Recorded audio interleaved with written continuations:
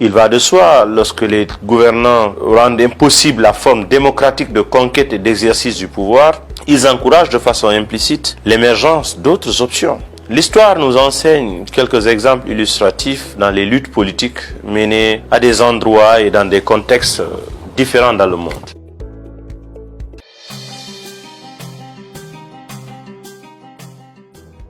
La légitimité des lois et décisions dans la gouvernance de nos États. Restreindre les droits des individus et interdire l'expression des libertés fondamentales sont l'une des caractéristiques des régimes autocratiques. Le système répressif s'instaure par la stratégie des lois et décisions liberticides taillées sur mesure. À défaut d'avoir de la vertu et la capacité à régler ou anticiper sur les problèmes de la société, les dirigeants véreux et radicaux s'arrangent toujours à rendre illégales toutes les formes pacifiques de contradiction. Cela leur permet de prédisposer les esprits immatures, donc manipulables, à la justification de la répression, aux emprisonnements et à toute forme de maltraitance des opposants et activistes. Ce type de pratique encourage la radicalisation et la clandestinité dans la résistance.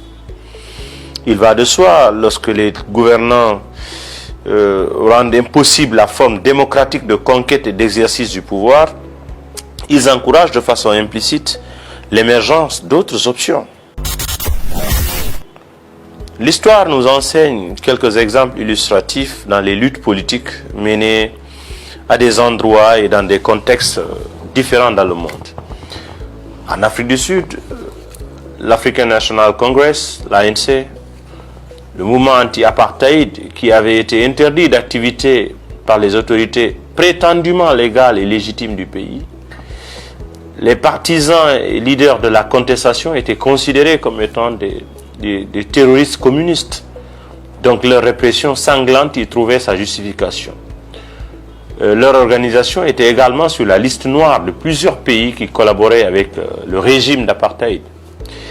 La suite a été la lutte armée jusqu'à la chute du système de discrimination raciale et l'instauration de la démocratie représentative. L'esclavage, le racisme, la colonisation avaient été aussi instaurés par des lois faites par et pour des régimes oppresseurs. C'était des systèmes de domination qui protégeaient des intérêts particuliers tout en imposant la soumission aux victimes, et cela au nom du respect de la loi. C'est pourquoi toute initiative de contestation était réprimée par la police et la justice au compte de l'autorité dite publique. La suite a été un combat multiforme qui a fait beaucoup de victimes et dont certaines dimensions restent encore des défis réels du monde contemporain. En Côte d'Ivoire, c'est par des lois qu'Alassane Ouattara avait été contraint à l'exil et déclaré inéligible pendant plusieurs années pour défaut de nationalité et autres arguments farfelus. Ses partisans discriminés et persécutés. La suite a été plus de 8 ans de guerre civile et de lourdes conséquences pour le pays et la sous-région, dans la mesure où la crise se passait dans la première économie de la zone de l'Union économique et monétaire ouest-africaine UEMOA. Au Rwanda, Paul Kagame et sa communauté, les Tutsis, ont été aussi victimes de discrimination et de persécutions pendant plusieurs décennies sur la base des lois fabriquées pour favoriser l'injustice à leur égard. L'apothéose de la criminalité d'État a été le génocide de plus de 800 000 Tutsis en 1994. Il a fallu que cette communauté s'organise autour d'un mouvement de résistance armée qui s'appelait le Front Patriotique Rwandais, FPR, pour non seulement mettre fin aux horreurs du génocide, mais également ramener un équilibre et une justice sociale dans ce pays où cohabitent aujourd'hui Hutus, Tutsis et toutes les autres communautés. En fait, lorsque les politiques se mettent au service du mal, ils taillent les textes de loi à la mesure de leur agenda, en utilisant des idéologues, des théoriciens, des juristes pyromanes. C'était le cas dans les exemples précités et sous d'autres cieux qui vivent encore ou ont vécu des tragédies similaires. C'est pourquoi la loi et les théories dans certains contextes ne peuvent suffire pour rendre acceptables tous les actes d'une autorité publique. Raison de plus pour poser souvent la question sur la légitimité de ceux qui gouvernent. Qui fait la loi? Selon quelle modalité? Quelle est la qualité de leur mandat?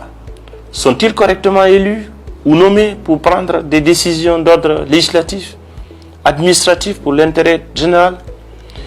À cet égard, il faut se dire qu'un régime politique en crise de légitimité, soit par les conditions de son élection ou par son inefficacité dans la gestion, ne peut disposer d'une autorité suffisante pour prendre certaines catégories de décisions, tant sur le plan politique, économique, au risque de mettre en danger l'équilibre politique et social du pays.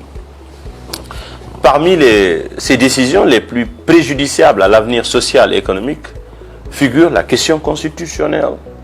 L'octroi des concessions minières sur les ressources non renouvelables du pays sans aucun contrôle parlementaire. Je veux dire des élus du peuple.